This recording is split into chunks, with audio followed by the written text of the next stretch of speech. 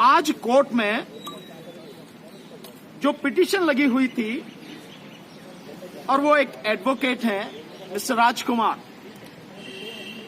उन्होंने वो पिटीशन लगाई हुई थी कि वोटर लिस्ट में बहुत जबरदस्त धांधली है। मैं उसका एक पेपर आप सबको दूंगा आज, ताकि आप अपने आप डिटेल में उसको एनालाइज कर सकें, उसके विषय में जान सकें कि हम जो कह रहे हैं वो एक एक शब्द हमारा सही है। और जिस तरह से घपला किया गया है, फर्जी वोटें आज भी करोड़ों की संख्या में उस वोटर लिस्ट में हैं, और जो वोटें होनी चाहिए वो नहीं हैं। जितनी वोटें डिलीट की जानी चाहिए थी उससे कहीं ज्यादा डिलीट कर दी गई हैं। ये जो 3 चीजें हैं, उस विषय में जो पिटीशन पड़ी हुई थी, बहुत दुख के साथ मुझे कहना पड़ रहा है कि आज सुप्रीम कोर्ट ने, चीफ जस्टिस साहब की कोर्ट में था, वो 12 बजे के लगभग वो मैटर आया, उन्होंने बिना डिटेल ऑर्डर पास किए हुए, बिना स्पीकिंग ऑर्डर पास किए हुए उसको डिसमिस कर दिया। 2 चीजें पीछे 5 तारीख को जब ये पिटीशन लगा हुआ था, 2 सवाल सुप्रीम कोर्ट ने पूछे थे इलेक्शन कमीशन ऑफ इंडिया से। एक सवाल ये था कि जो चीफ इलेक्टोरल ऑफिसर हैं, उन्हें जो फॉर्मेट उन्होंने जारी किया, उस फॉर्मेट में इस बात का कहीं कोई कॉलम नहीं है कि जो फर्जी वोटें हैं वो किस आधार पर हैं और उनको काटा गया है, नहीं काटा गया, उनको डिलीट किया गया, नहीं किया गया। ये कॉलम ही नहीं है। तो जब कॉलम नहीं है तो हाउस टू हाउस जब फिजिकल सर्वे हो रहा है तो कैसे पता लगेगी? कॉलम होगा तो पता लगाया जाएगा ना। वो कॉलम ही नहीं है, इसके विषय में बताएं। दूसरा सवाल यह था कि जो बड़ी संख्या में फर्जी वोटें हैं, डिलीट करने के बाद भी बहुत बड़ी संख्या में आज भी फर्जी वोट हैं, उसके विषय में जवाब दें। अफसोस कि इलेक्शन कमीशन की तरफ से जो ये जवाब दिया गया, ये दोनों क्वेश्चन जो सुप्रीम कोर्ट में पहुंचे थे, ये दोनों क्वेश्चन पहले ही हैं लिखे हुए उन्होंने, और इसका जो जवाब दिया, इन सवालों का कोई जवाब अपने इस रिप्लाई में इलेक्शन कमीशन ऑफ इंडिया ने नहीं दिया। और इससे ज्यादा दुखद बात यह है कि जब इन सवालों का जवाब ही नहीं आया, उसके बावजूद भी जो सुप्रीम कोर्ट है उसने वो पिटीशन डिसमिस कर दी। इसमें जो उन्होंने अपना जवाब दिया वो सिंपल ये बताया है कि इलेक्शन कमीशन ऑफ इंडिया ने नोटिस इश्यू किए हैं, डायरेक्शन इश्यू की है कि आप physical survey door to door जाके जो करेंगे उसमें ये चीज आपको लेनी है। हमने जो अपने पिटीशन में कहा है, हमने ये कहा है कि जो आप, ये जो उन्होंने लिखा है, ये सब हमने पेपर लगा रखे। हमने कहा है कि इलेक्शन कमीशन ऑफ इंडिया ने डायरेक्शन तो इश्यू किए हैं, लेकिन उन डायरेक्शंस की कंप्लाई नहीं हुई, उनको इंप्लीमेंट नहीं किया गया। यहां तक कि वो जो उन्होंने लेटर दिया है, ये लेटर, ये जो चीफ इलेक्टोरल ऑफिसर हैं उत्तर प्रदेश का, हम दिखा रहे हैं, ये हमने बाकायदा लगाया हुआ है एज एनेक्चर। इसमें उन्होंने कहीं भी ये जो पैरा लिखा है, पैरा 4, उसमें जो जो चीजें लिखी हैं मैं बता रहा हूं। इस संबंध में मुझे ये कहना है कि बूथ लेवल अधिकारियों द्वारा मतदाताओं के दिनांक 21/7/2023 से 21/8/2023 तक घर घर भौतिक सत्यापन की कार्रवाई के दौरान 70 वर्ष से अधिक आयु के मतदाताओं, एक तो ये आ गया, दूसरा मृतक मतदाताओं, तीसरा निवास परिवर्तित किए गए मतदाताओं, और चौथा 18 से 19 आयु वर्ग के मतदाताओं के सत्यापन के बारे में निर्धारित प्रारूप पर सूचनाएं प्रत्येक सप्ताह बृहस्पतिवार को सायं 5 बजे तक भेजें। ये वो प्रारूप है जो इलेक्शन कमीशन ने भेजा है। इसमें कहीं भी ना तो जो मैंने पढ़ के सुनाया है, ना तो उसमें है कि जो बोगस वोटें हैं, जो डुप्लीकेट वोटें हैं, उनको काटने की बात इसमें नहीं कही गई, वो इन्फॉर्मेशन नहीं मांगी गई, और ना ही इसके साथ में जो फॉर्मेट लगाया है, ना ही इसमें वो कहीं कॉलम है।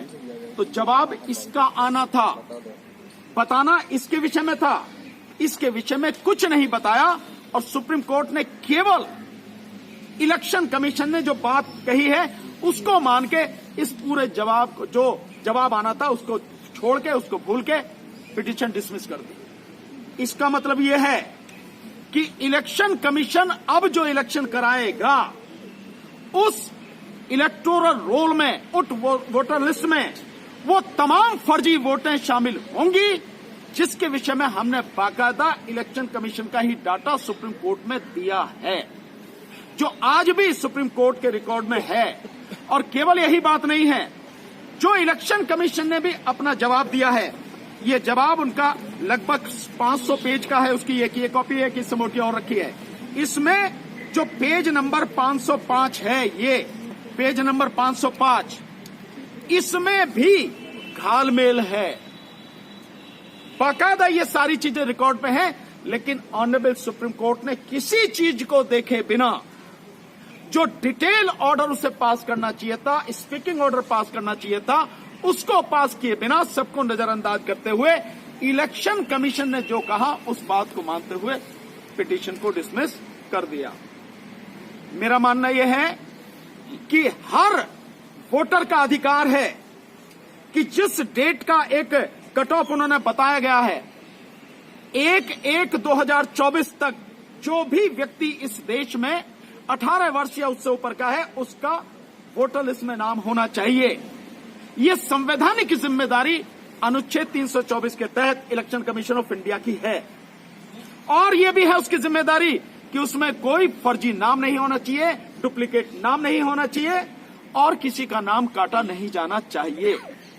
ये सारी चीजों को एक साइड में करके उसमें डुप्लीकेट नाम भी हैं करोड़ों की संख्या में, जो मैं आपको लिस्ट दूंगा उसमें सारी चीजें आपको कितने करोड़ उसमें डुप्लीकेट नाम है। नंबर 2, जितने वोट जितने काटे जाने चाहिए थे, काटे जाने का आधार क्या है कि जो डुप्लीकेट वोट हैं, एक तो वो आधार है, दूसरा जो लोग मर गए हैं वो आधार है, और तीसरा जो यहां से कहीं और चले गए हैं। ये 3 आधार हैं, लेकिन इन 3 आधार में एक को तो कंसीडर ही नहीं किया, डुप्लीकेट वोट जो कि त्यों है। इसके अलावा जिन लोगों को जो चले गए हैं, मर गए हैं, जितने वोट उनके कटने चाहिए थे उससे कहीं ज्यादा वोट काट दिए गए। जैसा हमने आपको डाटा दिखाया था कि बनारस में खुद प्रधानमंत्री के कॉन्स्टिट्यूंसी में 3200 के लगभग वोट काटे जाने थे, पर 55,000 वोट काट दिए गए।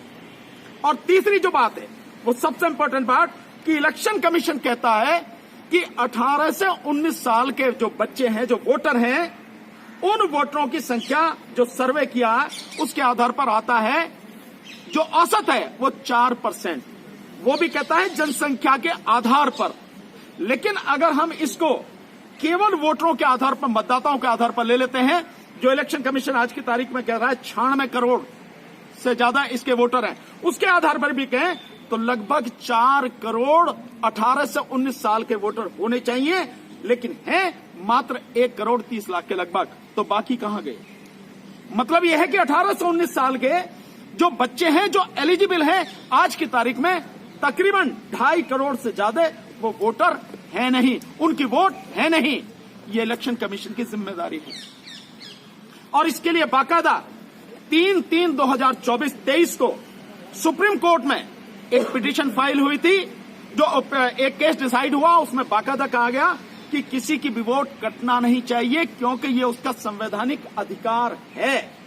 इस सब के बावजूद इस समय, जिस समय मैं आपसे बात कर रहा हूं, करोड़ों लोगों की जो वोटें हैं वो डुप्लीकेट हैं, और करोड़ों लोगों की जो वोटें हैं वो है नहीं, और जिन लोगों की वोटें नहीं कटनी चाहिए उन लोगों की वोटें काट दी गई हैं। थोड़ा सा पीछे ले जाता हूं, 2019 के चुनाव के दौरान जो बात हुई थी, मैंने पहले डाटा बताया था। उस समय हैदराबाद के एक साथी, उन्होंने बड़ी खोज करी थी और उन्होंने बताया था कि 5 करोड़ मुसलमानों की और 6 करोड़ दलितों की वोट, एससी की वोट काटी गई है। वही सारी की सारी चीजें आज की तारीख में ज्यों की त्यों बरकरार हैं। अफसोस कि कोर्ट, जिसकी जिम्मेदारी है अपने संवैधानिक दायित्व को निभाते हुए कुछ भी गैर संवैधानिक काम न हो, कोई भी कर रहा हो, उसको वो रोके। उस कोर्ट ने आज बिना डिटेल में जाए बिना सारी चीज को देखे परखे, सारे एविडेंस जो हमने लगा रखे हैं, सारे आरटीआई से मंगाए हुए सबूत हैं, सारे इलेक्शन कमीशन का डाटा है, उसको देखे बिना मैटर यूं ही डिसाइड कर दिया और डिसमिस कर दिया।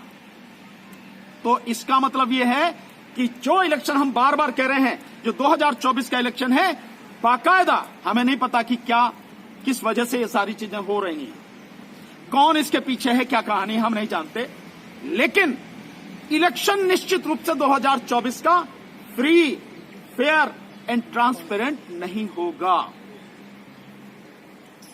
इलेक्शन निश्चित रूप से होना यह चाहिए था कि जब तक ये इलेक्टोरल रोल पूरी तरह से ठीक ना हो जाए, पूरी तरह से करेक्ट ना हो जाए, इस पर रोक लगानी चाहिए थी, इलेक्शन को रोकना चाहिए था। वो ना रोक लगाई गई और ना ही इसको ठीक करने की कोई बात की गई। मैं आपको वो सारा डाटा उपलब्ध कराता हूं। ये जो चीजें हैं मेरे पास में, ये कॉपी मैं आपको सबको दूंगा। ये मेरे पास है, ये सारा सब कुछ जो संविधान बचाओ ट्रस्ट मिस्टर राजकुमार जी जिन्होंने है, ये पूरा डाटा मैं आपको दूंगा। इस डाटा में क्या है मैं आपको बता देता हूं।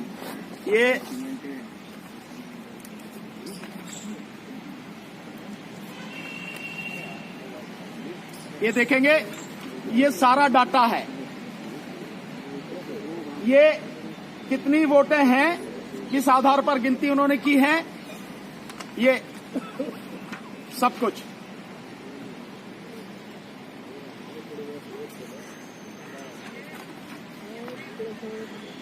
ये पूरा इलेक्शन कमीशन का डाटा है। ये वो है कि कितनी वोटें ज्यादा हैं और कितनी जो यूथ की हैं वो कम है।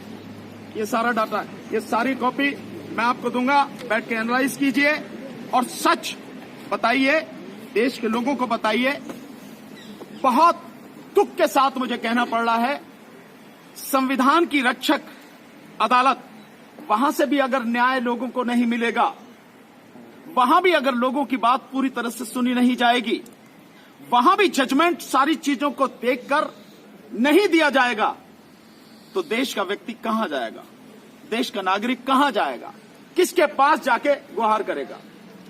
इलेक्शन कमीशन जिस तरह से लगातार सरकार की गुलामी करते हुए इस देश में free, fair and transparent election कराने से बच रहा है और इस गलत वोटर लिस्ट के माध्यम से और ईवीएम के माध्यम से जो चुनाव कराने पर तुला हुआ है, उसके खिलाफ अगर कोर्ट भी नहीं सुनेगी और सच को नहीं सुनेगी, तो नागरिक कहां जाएगा।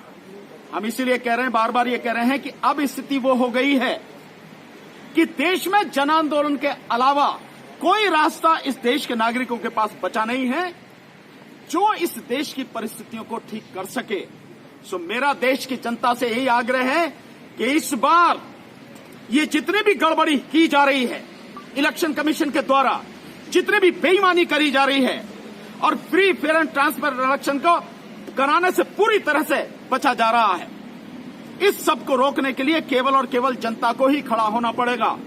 और मैं बार बार कह रहा हूं, अगर आज खड़े नहीं हुई देश की जनता, तो आपकी ना तो नस्लें बचेंगी ना आपकी फसलें बचेंगी। सब कुछ तबाही की तरफ जा रहा है, आप ही रोक सकते हैं। सो किसी भी हालत में, मैं फिर कह रहा हूं, 2024 का चुनाव अगर ईवीएम से होता है, इसी वोटर लिस्ट के आधार पर होता है, जो होने के सारे रास्ते अब खुल गए हैं, इस इलेक्शन को होने नहीं देना है। बस मुझे इतना